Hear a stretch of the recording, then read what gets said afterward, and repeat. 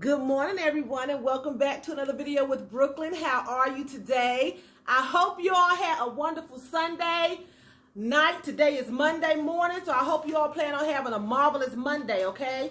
So we're going to jump right into the video here. And this video is going to be about a guy named Daniel Prude, okay? He was manhandled and ultimately died in Rochester. 7 Rochester police officers suspended over Daniel Prude's death, mayor says. Okay, so I'm going to read the article. It's kind of long, so bear with me. 7 police officers in Rochester, New York, involved in the March arrest of a black man who was pinned to the ground and later died has been suspended, the city's mayor announced. Mr. Daniel Prude lost his life in our city. He lost his life because of the actions of our police officers, Rochester Mayor Lovely Warren said Thursday in a news conference. The suspensions came a day after attorneys for Prude's family released police body cam video that shows officers covering the man's head with a spit sock and holding him on the ground in a prone position before he stopped breathing. Warren says some of the officers who were suspended appear on the body camera footage and others. They had a duty to stop what was happening. They are being suspended with pay against the advice of counsel, she said. Okay. Let me explain to you all what a spit sock is.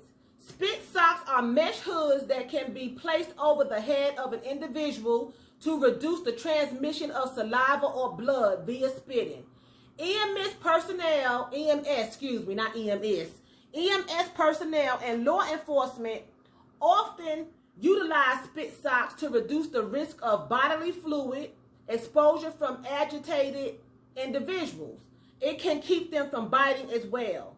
A spit hood is a loose, breathable fabric sock.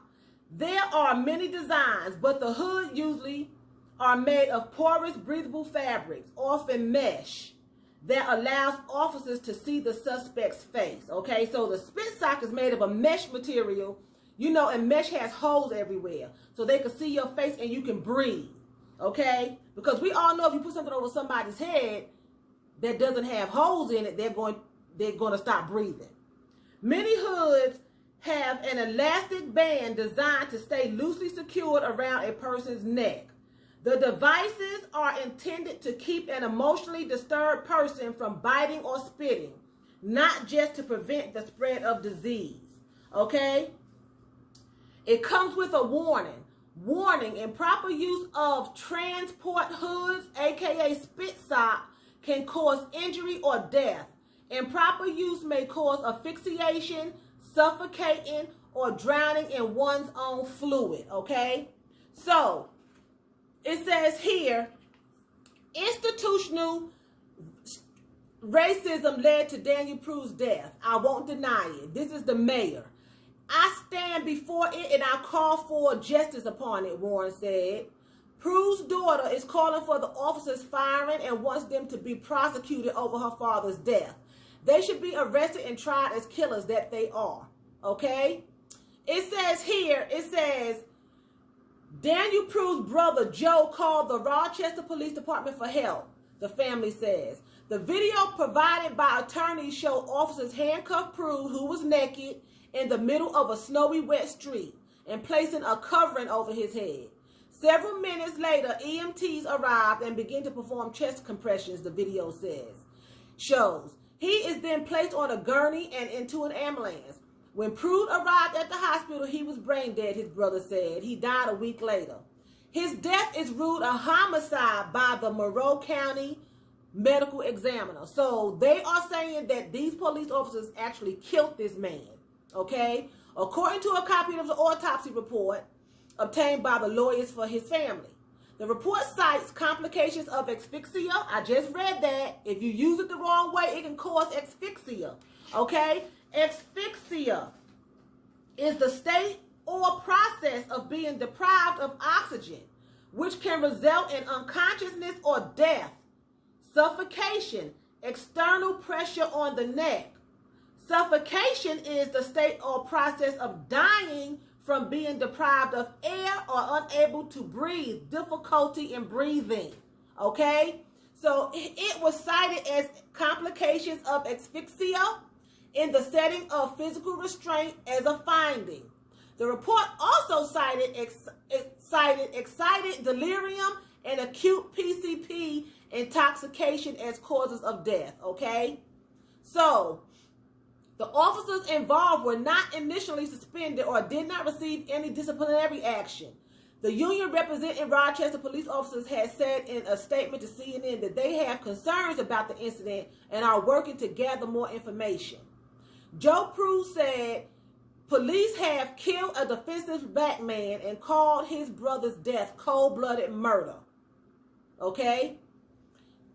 This happened 2 months before George Floyd's similar circumstances. So it was Daniel Prude first, and then George Floyd. The only reason this came out is because of George Floyd. Okay? This happened in March, but this was never made public and big as George Floyd's death. This came out after George Floyd, even though it happened before George Floyd, okay? It says here, his death raises questions about how police respond to someone in the midst of a mental health crisis, okay? Police are often the first to respond to reports of a person acting erratically, and they occasionally use police tactics or force in their response. After the family's press conference, protesters gathered outside the public safety building in downtown Rochester. Okay, so now they are protesting over there. I did see that the other day, that they are protesting. So now it's done started another riot and more things going on, okay? It says, the incident began after Joe Prude and several other people called the police. Joe Prude told police that his brother had made several suicide threats earlier in the day and had been taken into custody on a mental health arrest. Additionally, a witness took a Facebook Live video showing Prude undressing and defecating in the street. And a tow truck driver called police to report a naked, bloody man trying to open up locked car doors. The video begins at 3:16 a.m. with Prude naked on a wet street as a light snow falls. An officer exits his police car, approaches Prude while asking him 6 times to get on the ground as the officer points a taser at him. So I'm assuming after the 6th time, he complied. It says here, Prude complies and is asked to put his hands behind his back, which he quickly does. The officer then handcuffs Prude. Prude says, yes, sir, several times. Several other officers arrive on scene, and one appears to identify Prude by name. So they knew this man because he had problems in the past, okay? While handcuffed, Prude repeats the phrase, in Jesus' name I pray, amen. He also makes various remarks about getting his money to take a plane, and he asks for the officers' guns and that they should stay away from him. He yells that he has coronavirus and spits in their direction. That's where the sock came in. 3 minutes after the incident begins, one officer puts a spit sock, which is designed to keep a person from spitting or biting, over Prude's head. Prude appears to try to stand at approximately 3:20 a.m., and 3 officers move in to restrain him and hold him to the ground. Police say Prude is spitting and appears to have vomited. 3 minutes and 10 seconds after the restraint, an officer says he started throwing up. Now it looks like he doesn't have any chest compressions. They call the EMT to help, who instructs an officer to roll Prude over and perform chest compressions, which they do. Prude appears non-responsive and is loaded into an ambulance at 3:27 a.m., 11 minutes after the first officer arrived. Now, to me, if someone is throwing up, that hood he could have been projectile throw up. So I know they didn't want to remove the hood, but maybe they should have loosened it or something. It says here in my research that it fits loosely. Okay, so let me finish right quick. The autopsy report, medical officials cite acute respiratory problem, asiosis. They stated Prude also has a clinical history of agitated and combative behavior. as well as a clinical history of suicidal intention and possible auditory hallucinations and paranoia. So he was schizophrenic. Police investigators who reviewed the footage and interviews with officers and paramedics cleared the officers of wrongdoing, according to the internal documents provided by Prude's family attorney. Okay? It says that the police, it was based upon the investigation, the officers' actions and conduct displayed when dealing with Prude appeared to be appropriate and consistent with their training, an internal police report says, okay? Also, I want to go back because I know I read, let me see if I can find it before I get off of here. I read where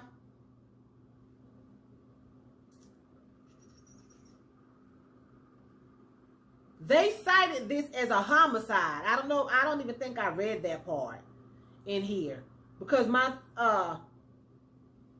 articles is jumping all over the place. Hold on for 1 second. And the internet is just running really slow this morning, so I can't find everything that I am trying to find. So bear with me. Okay. His death was ruled a homicide by the Monroe County Medical Examiner. According to a copy of the autopsy report obtained by lawyers for his family, the report cites a complication of asphyxia. I did read this. In the setting of physical restraint as a finding. Okay? The report also cites excited delirium and acute PCP intoxication as causes of death.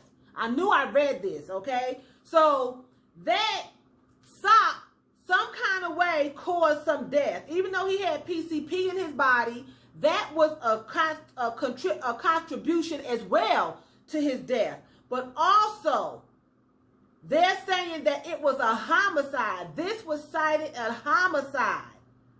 Okay? That sock caused his death. And they are holding the police responsible. This has been deemed a homicide. You know? I don't know what took place. I don't know what happened. The video is not wanting to play for me. But from what I can see where it's paused at on the video, the officer was holding this sock around his neck, okay? And it says in my research that it fits loosely, so it was really no reason for them to be holding it around his neck. So I am anxious to see how this is going to play out and what they are going to say. Because there, to me, I don't know, I was not there, but it's a lot of deaths taking place in the custody of police officers, okay? And it needs to stop. It's like, how many times are somebody going to die? Is somebody going to die in the care of the police? The police are supposed to protect and serve. They are not supposed to be killing people, you know? Somewhere in my article, okay, here, the mayor, Lovely Warren, said that she was misled by the police department that Daniel Prude died from an overdose. It did not come out until the video was released that it was from a sock, a spit sock, okay? So they lied and said that he died from an overdose, which tells me that they knew that they had done something wrong. They knew it. They knew that something was done wrong, because if they thought that they were right, if the officers thought that they were right, they would have no reason to lie about using the spit sock, okay? They said that he died from an overdose, which that was in his body. PCP was in this man's body. But according to the medical examiner, he did not die from that alone. He ruled it a homicide. So therefore, evidently the PCP would not have killed him alone and on that day. Maybe he didn't have a whole lot in his body. I don't know. But the medical examiner ruled it a homicide. Okay? I mean, so it is what it is. They killed another innocent black man. He had a history. He was delusional. He was a drug addict. And I work around people that, and I had friends in the past who were schizophrenic. I have worked around people who were schizophrenic, and when you have those auditory hallucinating situations going on, you're hearing voices. You're actually seeing them and you're hearing them. So he had some situations going on which could have been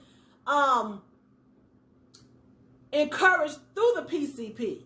Okay, it could have been encouraged through the PCP. But my point is, if it was deemed a homicide, that means the officers knew that what they were doing and they hid it because they misled the mayor into believing that this was an overdose.